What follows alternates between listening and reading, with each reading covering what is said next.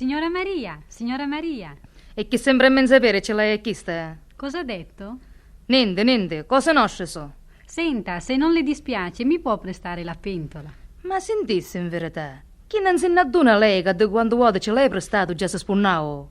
Beh, e con questo, se ne compri una nuova. Sai che io e suo marito siamo molto amici. Ah, sì, amici siete. Su non avvenne stati enno de qua. Prima vi scippa facci e dopo piglia la pignata e va a metto per capello. Ah!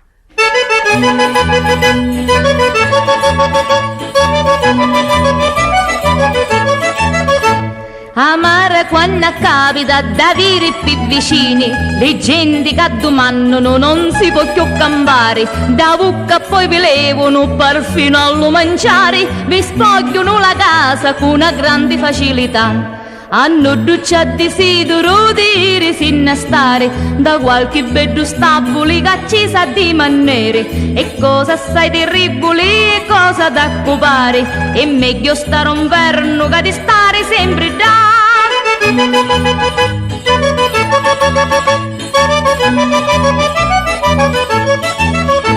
Appena che vivirono si incognano vicino, a prima va domandano o aglio pudrisino, a poco trasano passino alla cucina, s'assettono a mangiare come fossero un casa so.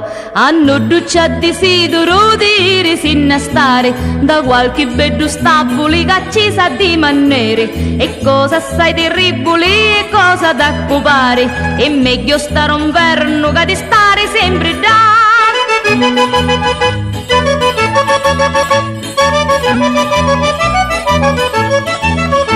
In seguito domandano, signora, che mangiate? E vengono a imprestarsi o l'olio o le patate, o cendoli rispiccioli picchiano a scanciare, queste grandi maniere non si può campare più. Hanno duccia desidero di risinnestare da qualche bello stabile che ci sa di manere, e cosa assai terribile e cosa da occupare, è meglio stare un verno che di stare sempre da.